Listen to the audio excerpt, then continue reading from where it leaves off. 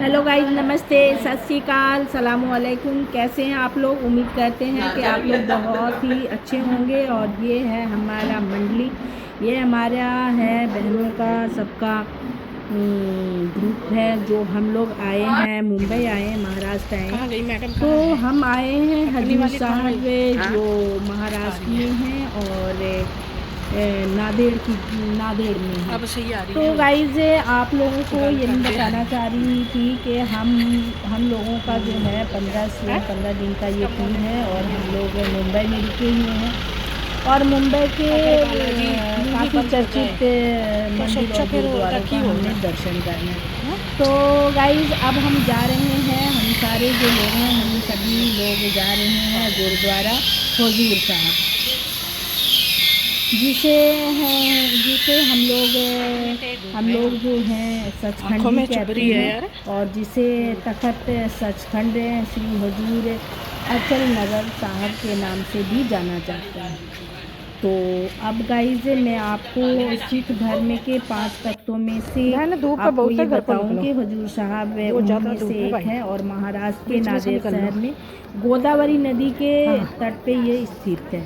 तो ये जो है इतना बहुत ही लंबा चौड़ा इतना गुरुद्वारा है। धूप है। बहुत काफ़ी चलो इधर काफ़ी इनकी लंबाई चौड़ाई हाँ? में ये स्थित है। हाँ। और ये फिर सचखंड के नाम से जाना जाता है। और ये सिख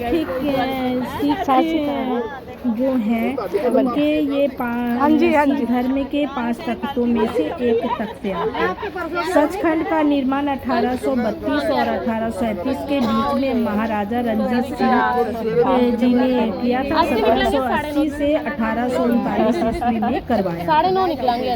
और इसकी संरचना उस स्थान पे की गई है जहां गुरु गोविंद साहब जी की मृत्यु हुई थी। और गाइज में आपको साथ में ये बताते चलूं कि जो आगे का जो है ना, आगे का गुरुद्वारे के अंदर की वीडियोग्राफी नहीं होती है, लेकिन जहाँ तक होगा हम आपको वहाँ तक जरूर दिखाएंगे। ये सारा बाहरी हिस्सा और हमारा ग्रुप है जो हम आए हैं सचखंड। तो गाइज हम आपको बता रहे थे हजूर साहब के बारे में। परिसर के भीतर में स्थित गुरुद्वारे को ही सचखंड के नाम से जाना जाता है। और गुरुद्वारे के भीतरी कमरे में गुरुद्वारे के जो जहाँ पे वो रखा हुआ है, कमरे के जो अंदर भीतर का जो जगह है उसको अंगीठा साहब कहा जाता है। और उस स्थान पे बनाया गया है जहाँ पे 1708 ईस्वी में गोविंद सिंह जी ने अंतिम सांस, जो हमारे गुरु गोविंद सिंह जी थे, उन्होंने अंतिम सांस ली थी। तो हजूर साहब वह स्थान है जहाँ 1760 ईस्वी में गुरु गोविंद साहब जी ने अपना डेरा डाला था। और गुरु ने यहाँ पे अपने दरबार और मंडली आयोजित की थी। तो ये आपको मैं दिखा रही हूँ कि ये हम जो जा रहे हैं ना, ये गुरुद्वारे के अंदर का दृश्य है जो काफ़ी लंबाई चौड़ाई में फैला हुआ है। तो हम और हमारी सारी फ्रेंड, ये जो रास्ता जो जा रहा है ना, वो हम अंदर की ओर जा रहे हैं। अच्छा, तो गाइज हम आपको इसके बारे में कुछ और भी जानकारियाँ देती हैं, शायद आपको पता भी हो। अगर मेरी जानकारी में कुछ गलती हो तो आप में क्षमा के पात्र हो। जहाँ तक मेरी जानकारी के हिसाब से वो जानकारी मैं आपको दे रही हूँ। तो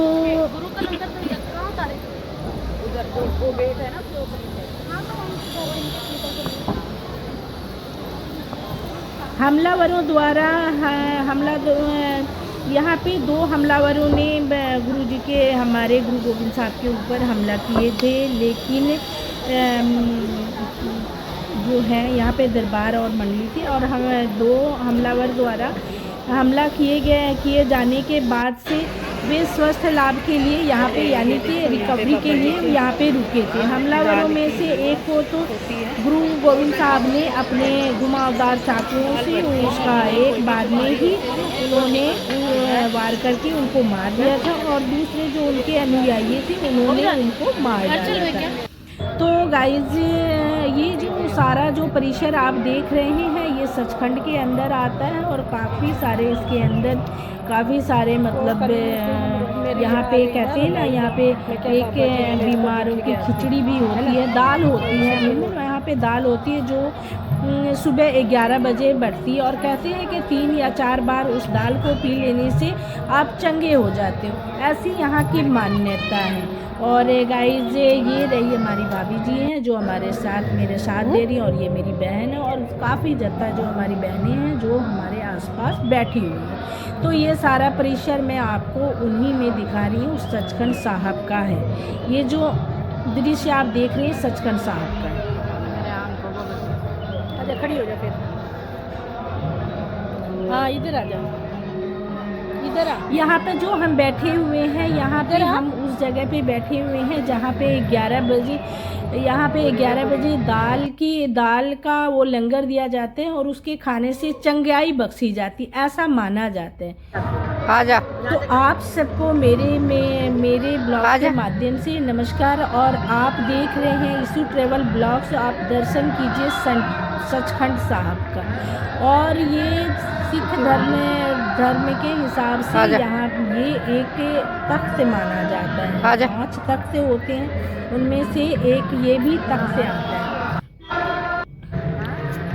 तो गाइज अब मैं आपको इनके बारे बता रही थी। और हमने बताया कि दो हमलावर थे और उन्होंने हमारे गुरुजी के ऊपर वार किया था। तो उन्होंने एक का तो उन्होंने वध कर दिया और दूसरे उनके अनुयायियों ने मार दिया।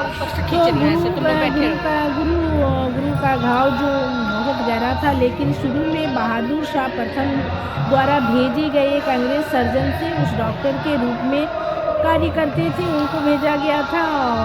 और उनके पहले दारा शिकोह द्वारा टाँके लगाने के बाद भी वो ठीक हो गए थे। तो जब कहते हैं कि घाव काफ़ी गहरा था। और देखिए ये जो मेरी माता है, ये अंदर का दृश्य है। आप दर्शन कीजिए सचखंड साहब का, ये बिल्कुल अंदर का मैं आपको दृश्य दिखा रही हूँ। काफ़ी मतलब रात और दिन दोनों मतलब वीडियो बनाई हूँ, ब्लॉग बनाई हूँ। दिन से लेके रात तक मैं यहाँ पे थी। और मैं उसके बाद जब पाठ वगैरह हो जाते हैं उसके बाद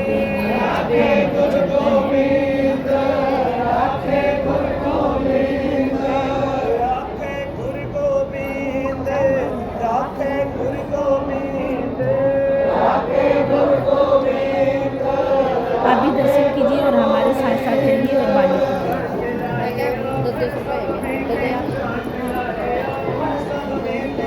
दास में दे दे 100 रुपया 50 रुपया 100 रुपया नहीं अपने से रद्दा कितने भी दो 10 रुपये दे तो जो अपने से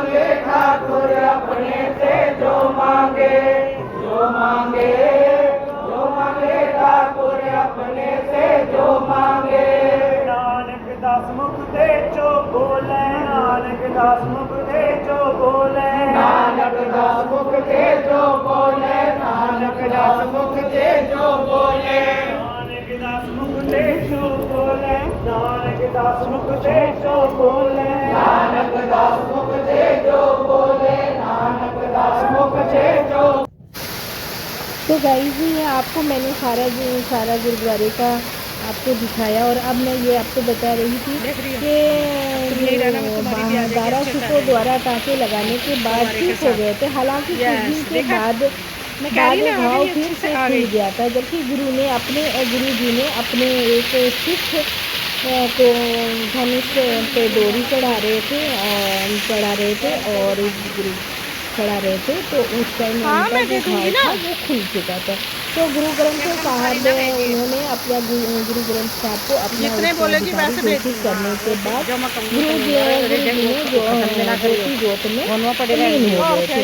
चबूतरे के ऊपर एक कमरा बनाया गया जहाँ गुरु गोविंद सिंह जी के दरबार लगते हैं और उस पर गुरु ग्रंथ साहब की स्थापना की गई है, और उन्होंने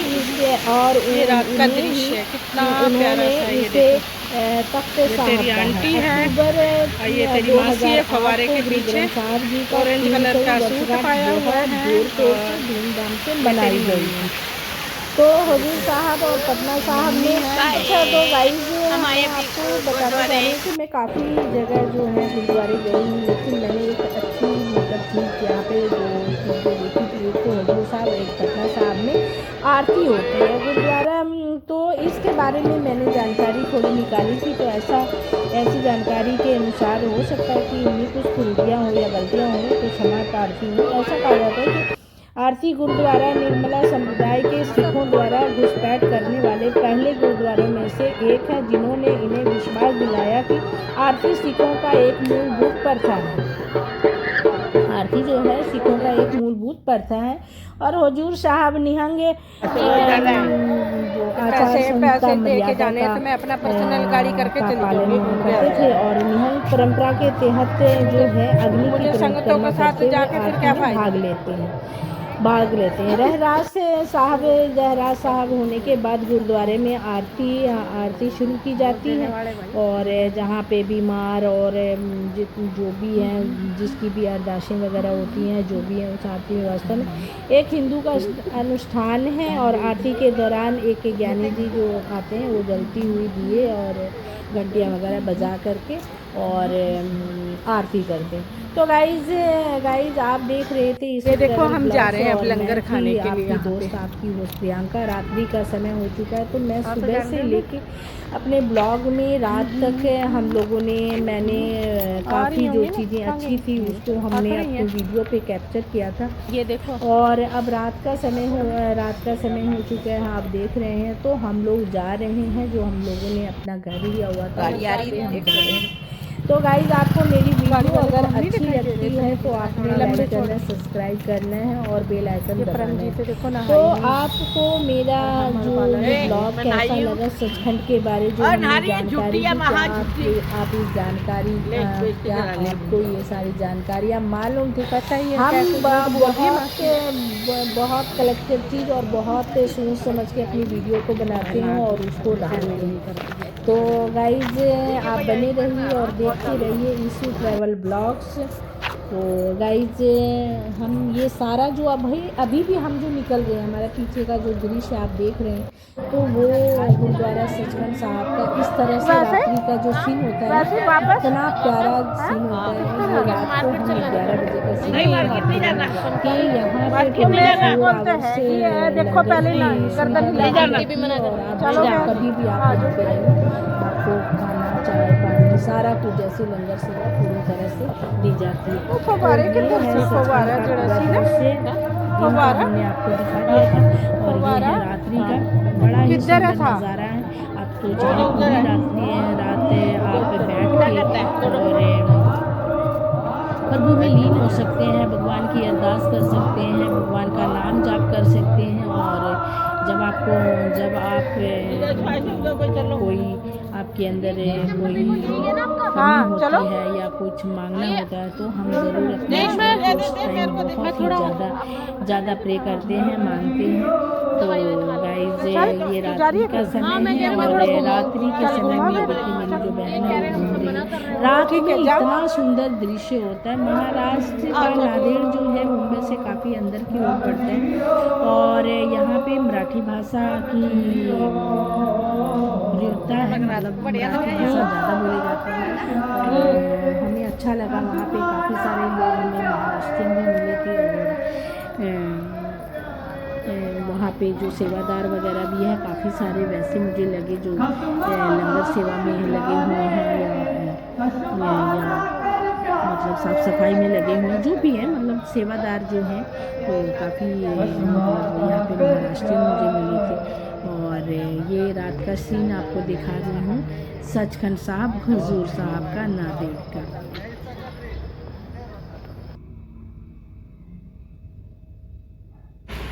तो गाइस फाइनली अब हम अपने घर की ओर चल रहे हैं। तो ये देखिए हम पहुंच चुके हैं, काफ़ी थक चुके थे क्योंकि हम सुबह मॉर्निंग 4 बजे निकले थे सचखंड साहब के लिए, और 4 बजे के अब रात्रि 12 साढ़े 12 बज गया है, और हम अपने कमरे की ओर आ चुके हैं जहाँ पर हम लोगों ने कमरा लिया था रहने के लिए। तो हम सभी दीदियों ने यहाँ पे आने के बाद थोड़ी सी अपनी फ़ोटोग्राफी की, थोड़ा एंजॉय किया, हाई किया। और आप लोगों से मेरी यही विनम्र निवेदन है कि आप ज़्यादा से ज़्यादा वीडियो को देखें, शेयर करें और लाइक एंड सब्सक्राइब करें। लोगों को ये पता लगे कि सचखंड कहाँ है और सचखंड के बारे में क्या क्या जानकारियाँ हैं। लोग जाते तो ज़रूर है लेकिन पूरी जानकारी उन्हें भी नहीं होती है। तो गाइस अब हम लिफ्ट के अंदर, देखिए हम लिफ्ट के अंदर निकल के अपने कमरे के ऊपर। तो गाइस हम जा रहे हैं, और अगर मेरी वीडियो आपको पसंद आती है तो आपको लाइक करना, सब्सक्राइब करना, बेल आइकन दबाना, और ज़्यादा से ज़्यादा आप शेयर कीजिए, दबा के शेयर कीजिए ताकि सचखंड के बारे में पूरी जानकारी लोगों तक पहुँचे। और जो भी सिख समुदाय मेरी वीडियो देख रहे हैं, अगर कुछ इसमें गलतियां हों तो मैं क्षमा प्रार्थी हूँ। जितनी मुझे नॉलेज थी, जितनी मुझे जानकारी थी, इस वीडियो के माध्यम ने आप सबको बताया था, क्योंकि सिखों के पास तख्तों को हमने इतनी गर्मी है महाराष्ट्र में कि पूछो मत। जो मैंने हम लोग सर्दियों के कपड़े लेके आए थे क्योंकि दिल्ली में सर्दी थी, और अब यहाँ पे पता लगा कि भाई इतनी गर्मी है। हाँ इतनी बुरी हाल है, इतना बुरा हाल हो रहा है कि हम अभी बज रहे हैं 12। हम घूमने के लिए निकले थे, तो अब हमने सोचा कि रात में ही निकलेंगे क्योंकि यहाँ पे रात में ना हम लोग आराम से घूम सकते हैं। ये देखिए बहन जी भी लोटपोट हो गई सारी जो है ना। एक हमारी शेरनी है ना, शेरनी है, वो शेरनी अभी घूम रही है, कह रही है पता करके आती हूँ कहाँ घूमने की जगह है।